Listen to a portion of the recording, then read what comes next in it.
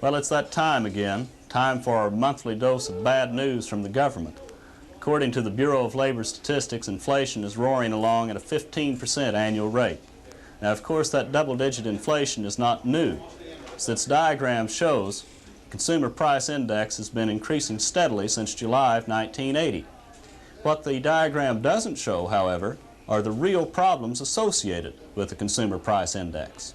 For one thing, the price index acts as if we buy the same things now that we bought in 1972 and 73. Obviously, that isn't true. The second problem is the index is constructed around the buying habits of an urban family of four. In fact, one of the items that went up the most in price last month was urban mass transit. The price of subway tokens, though, doesn't mean much to the average Oklahoman. A third and the most important problem with the C.P.I. is the way in which it treats housing costs. It acts as if the average family buys a new or a used house every month. Obviously, that isn't the case. Nevertheless, the high mortgage interest rates and the high price of houses are fed directly into the cost of living index. The basic point is this: inflation in this country is bad, but it's not as bad as the Consumer Price Index makes it look. I'm Will Clark, and that's the bottom line.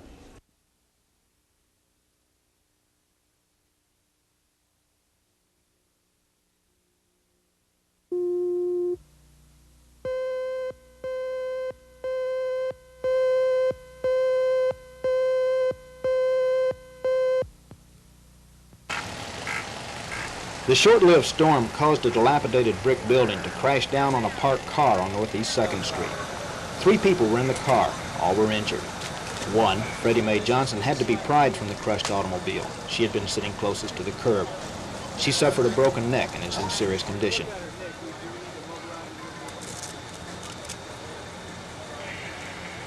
The building that fell had burned last Christmas Eve.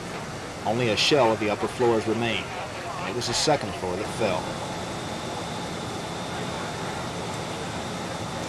Firemen say the heavy rain that fell during the storm probably kept even more injuries from occurring. These streets are normally crowded. Just got out of the car and everything just said poof, and that was it. And I come back over here, and me and 2 other people tried to help dig the stuff out of there. I thought it was you. I thought it was you. Please, I thought it was you. When I was sitting right over here, me and him, when we left, this big rain came, and all of a sudden bricks started flying. I jumped on the ground and started crawling. Eugene, tell him, man, the same thing, man. That's right. All that shit started falling down off my there. From there to there? Over there. Hit my car way over back over there. We left just in time. Many of the people who walk 2nd Street are unhappy that the damaged building was still standing at all.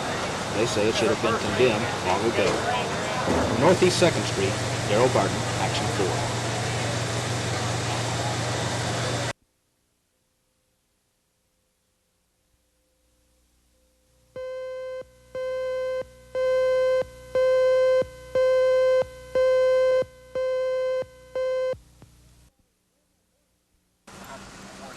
What started out as a normal morning for Janie Liggins and her children ended in a near tragedy. She was pulling out of the parking lot at the Howard Johnson's Motel on Lincoln Boulevard. The car started rolling down the hill out of control. Her brakes failed, forcing her and one of the children to jump from the car. Her other child was still in the car when it smashed into a high-pressure gas meter, tearing off the gas cap. Police and firemen immediately evacuated the area, warding off any sparks which could ignite the gas. It took about an hour to cut off the main gas line to the broken meter. Fire Department spokesman Phil Cooksey says favorable weather conditions helped in keeping the situation under control. Natural gas is lighter than air, so most of the natural gas was escaping up into the atmosphere anyway, and we've got a good breeze today, which kept it dissipated. So there was no incident, and we didn't really think there would be, but you obviously have to take precautions to avoid what could be a major explosion. Authorities say incidents involving gas lines are fairly common, but should always be treated as an emergency. Janie Liggins and her children were frankly quite lucky. Carol Lambert, Action 4 at the Howard Johnson's Motel.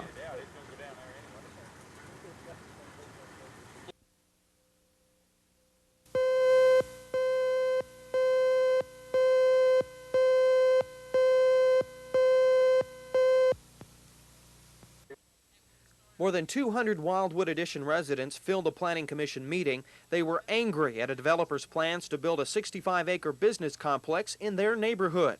14 five-story buildings would stand on a side east of the Broadway extension and north of I-240. The developers say the complex will preserve the natural beauty of the area. We hope this to be the type of office park that will receive national recognition as an example of quality developers installing an office park that makes the very most of the natural beauty that exists at a particular location in a city like Oklahoma City. Wildewood Neighborhood Association representatives didn't buy that. We feel like the project is just too big and it should be denied until such time as things can be worked out.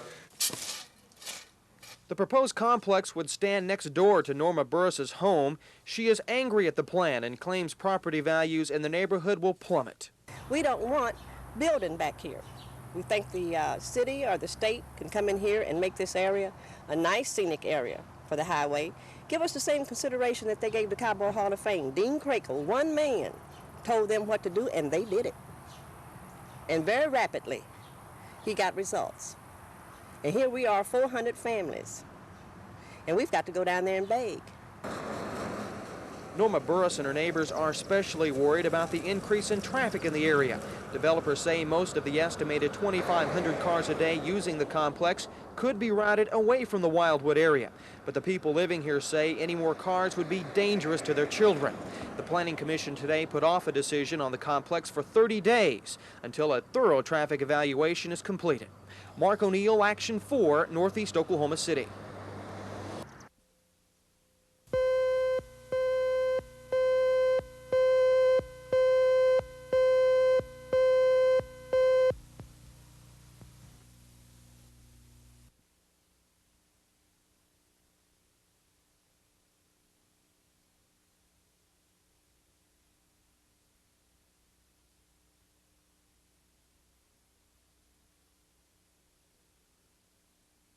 Is of the opinion that it has the jurisdiction to do just that, and that the matters raised by the defendant are defensive.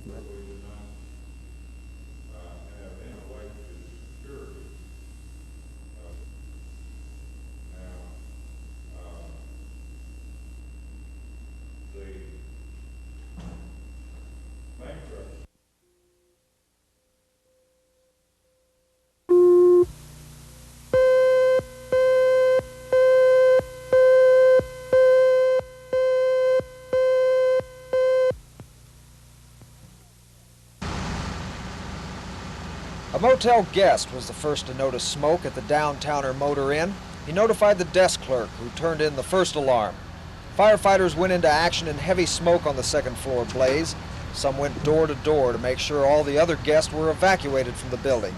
A second alarm was turned in, mostly as a precautionary measure. Anytime we have an occupancy, a building on fire with this many people and of a hotel nature, a fire can get inside the walls or inside the ceiling and spread vertically and horizontally beyond a single alarm's control. It's really more of a precautionary measure because when we first roll in, about all we can see is some fire and some smoke, and we don't really know how far the fire spread. Fortunately, the fire didn't get far this time. It started apparently in a motel storage closet in a section separated from guest rooms. No one was hurt, but the damage estimate stands at $50,000 and could go higher. Ted Brown, Action 4 at the Downtowner Motor Inn.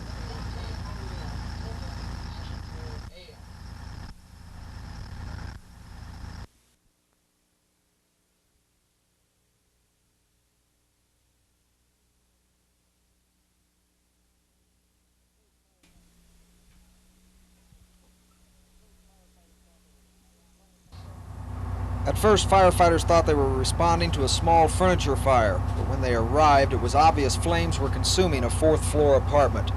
The Andrews Square complex has about 100 units, all occupied by senior citizens. The fire started in James Tash's apartment. According to officials, Tash was able to crawl out of the apartment, where firefighters found him and rescued him from the smoke-filled hallway. He was taken to a hospital and treated for smoke inhalation. No one else was hurt in the fire, but in the lobby, residents stood by confused and frightened, worried about their friends and neighbors. Officials don't know what caused the fire yet. There was some smoke damage to the fourth floor units, but most of the residents will probably be able to return to their homes. Thankful that the fire department got there in time to avoid a tragedy. Ted Brown, Action 4 at the Andrews Square Apartments.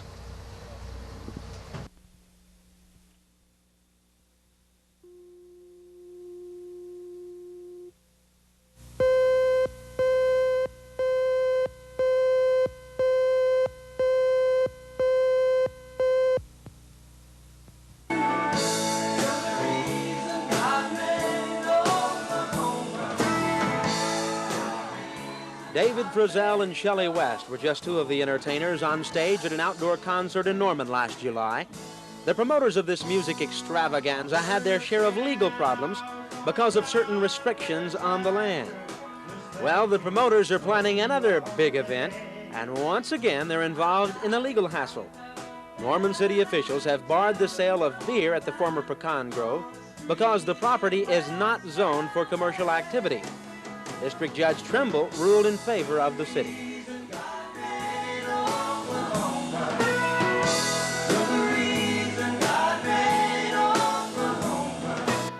Lee Cates, a state representative from Norman, is the attorney representing the promoters. The Oceanside promoters, board of directors, decided that they would do as they've always done. As you recall, Ben, starting back in before July, when they said they'd have that concert with all the stars, they said they'd have it, and they had it, even though they had to buy the land.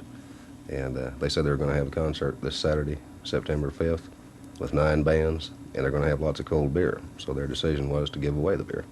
So there's no law against giving it away. Kate told me that giving away the beer will be an expensive gesture, but the Norman businessmen want people to believe in them. They feel if people get used to going to outdoor concerts in the area, they'll be ready for their water theme park scheduled to be built next year. Ben McCain, Action 4 in Norman.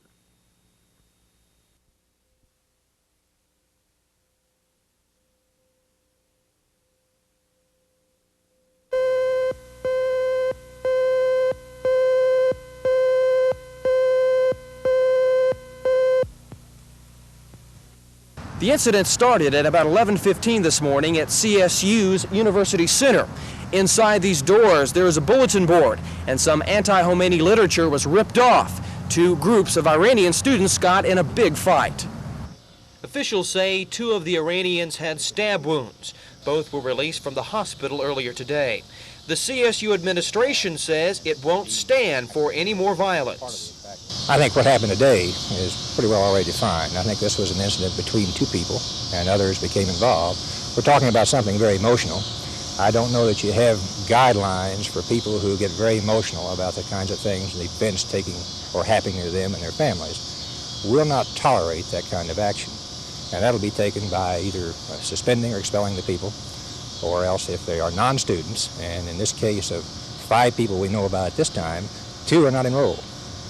And we can certainly identify those people if they're on campus, arrest them, and take them to city jail. Meanwhile, security at the campus will be beefed up in areas where future conflicts might occur. Mark O'Neill, Action 4, Edmond.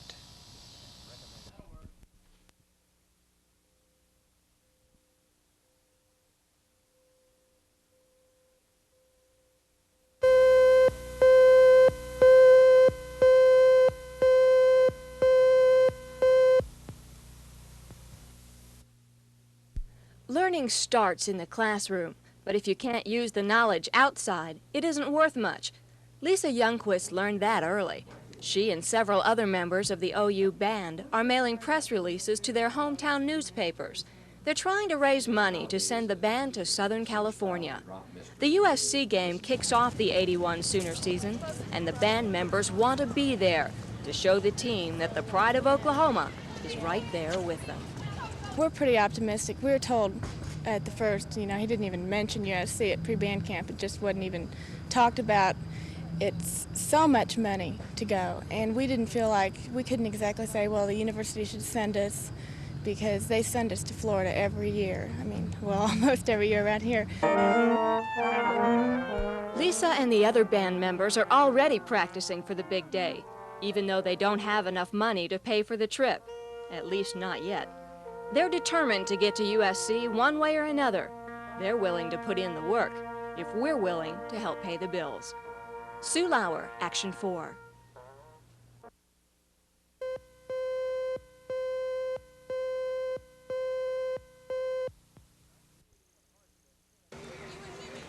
The 1981 Arts Festival had something for everyone. The food stands had everything from hot dogs to baklava. Wonderful! For those interested in art, there was a wide variety on display.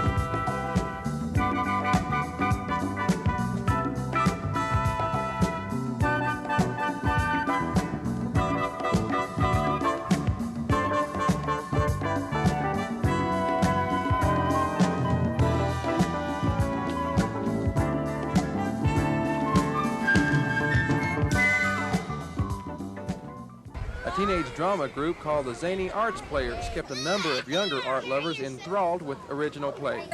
You need a flagpole? Yeah, we sure do. Well, I'm available. What?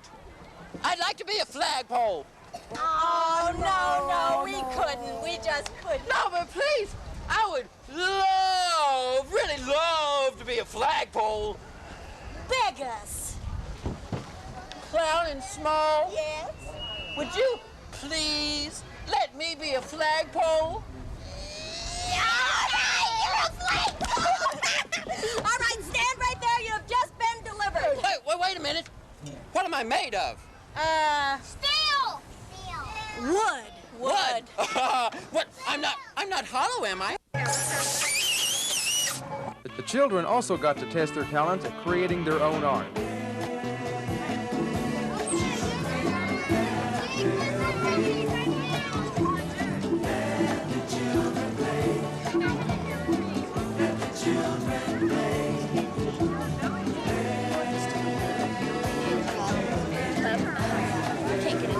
Right in the middle. That's what you want to do. Not bad for a beginner. Dino Lolly, Action 4.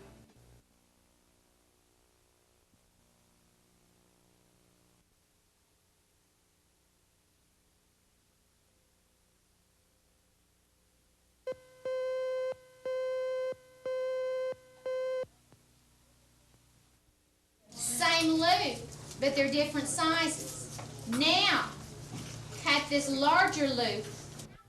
Edmond school teachers are making what they made under their old contract. But that's because there's a hitch.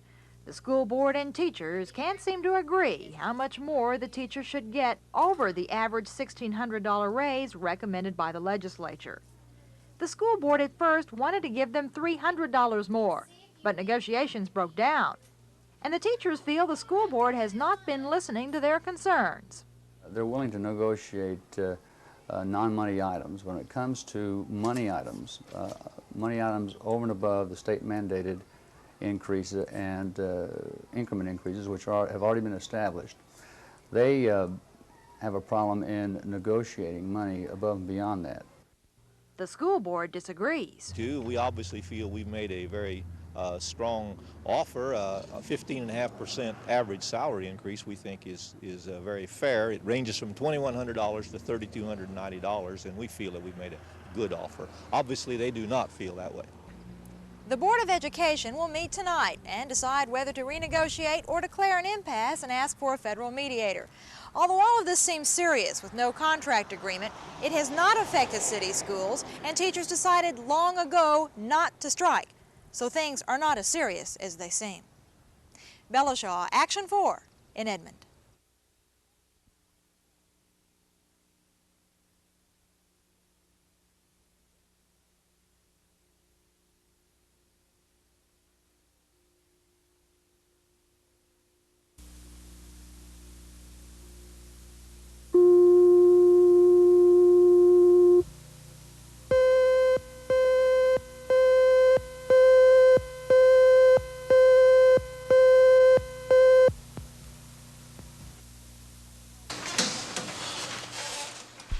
Schools should start feeling the effects soon.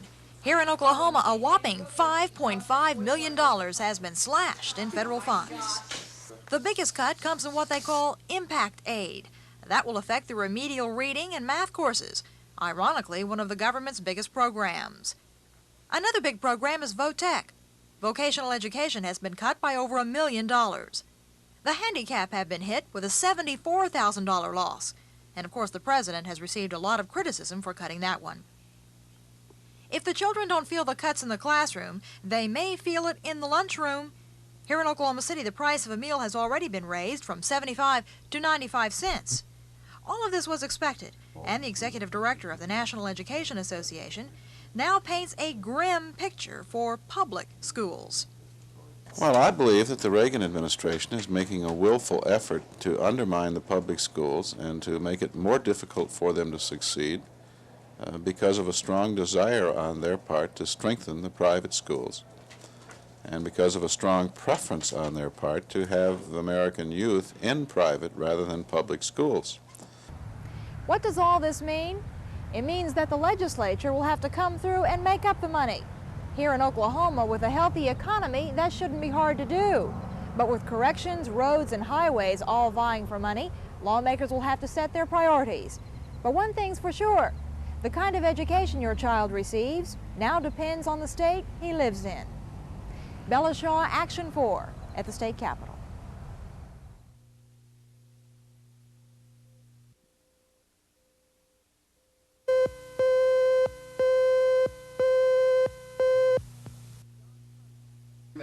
Former Governor of Texas John Connelly was the featured speaker at tonight's event. He spoke about the new face the country's wearing under the leadership of President Reagan. He supports the military defense spending the president advocates, but realizes that may have to be reduced to balance cuts made in social welfare programs. Of prime interest to Oklahoma Republicans is the petition to call for new congressional redistricting in the state. Earlier in the evening, Governor Connelly expressed his views on this controversial issue. You know, I think even a stranger just passing through the state, looking at the map that was drawn, redistricting this state, would have to think that this was probably the prime example of gerrymandering in modern times, and that a petition might be in order.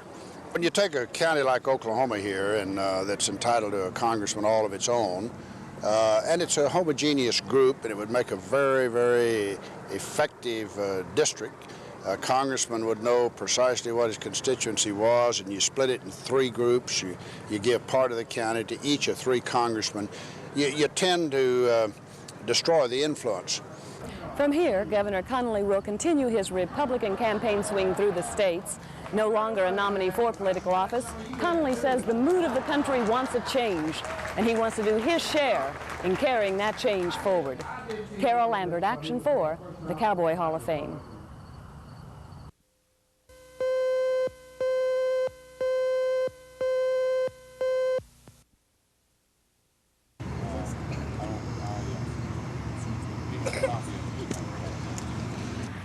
We've been in the past, unfairly I might add, been branded as people who really are working from an emotional base and not from a base of knowledge. I think the study indicates that that's fallacious, that we really were working from a body of knowledge. They just weren't willing to accept it. We think maybe this couches it in more acceptable terms.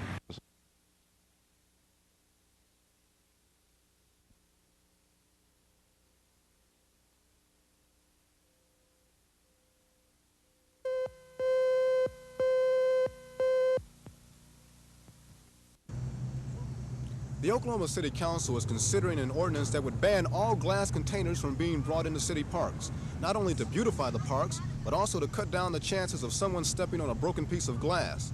The only problem with that proposed ordinance is, would that include glass containers that hold things like ketchup and mustard? And so today the Parks Commission met with some council members to discuss how the ordinance would be enforced if passed. One possibility to help in the cleanup effort is to require a deposit on all beverage bottles so that people would want to return the bottles. But that would have to be a state law in order to be effective.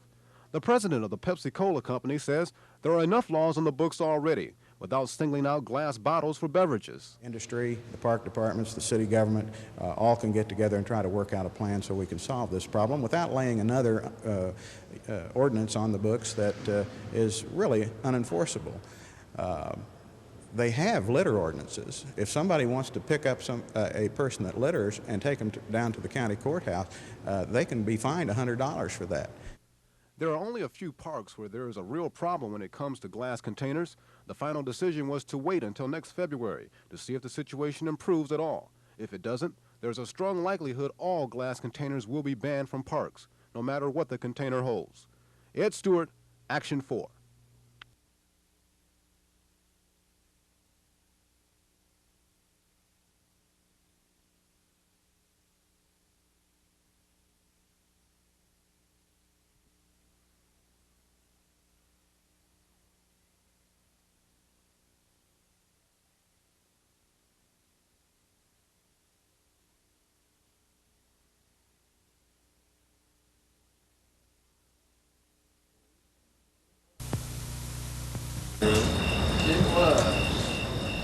Police say Mary Payton must have been sitting on her front porch when her ex-husband Jesse drove silently up. Apparently he parked his car at the side of the house and crept up to the porch. 3 people who were with the victim when the shooting occurred say they didn't know he was there until he stepped on the porch carrying a sawed-off shotgun. He then immediately fired 2 shots, the second of which hit his ex-wife in the shoulder. When she was hit, witnesses jumped on the man, holding him to the ground while someone called the police. The Oklahoma City Police Department received the call at 10:20 and arrived to find he and the gun still there. Due to the type of weapon and the closeness of range, the injury was much more serious than it sounds. 27-year-old Mary Ellen Payton was taken to St. Anthony's Hospital, where she died an hour later. 30-year-old Jesse Payton was taken to police headquarters, where after several hours of questioning, he was booked on charges of murder in the first degree and possession of an illegal firearm. Sherry Sellers, Action 4.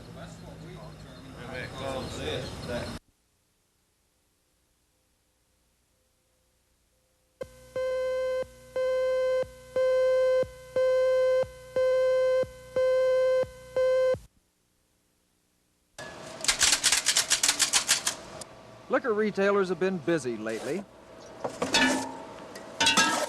Busy trying to fill the holes left on the shelves by brands that are no longer sold in Oklahoma.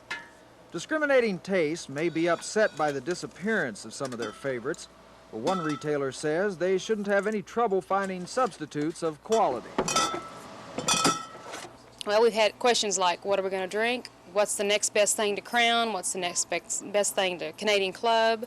On and on and on. We're giving them choices, and they're trying them. I think that, they're not going to panic. They're not going to run out of state to buy it. There's too many people, and that's a long trip to go to Texas or Arkansas or Kansas to buy something that they're going to spend double the money for, when there's excellent brands left in the market.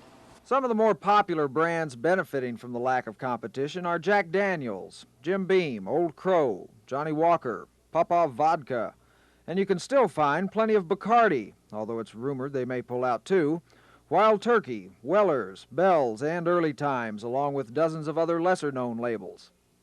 So as their favorite brands run short, customers are switching to other brands, but if the trend continues, those brands may soon be running short too. Ted Brown, Action 4 from Poncho's Liquor Town.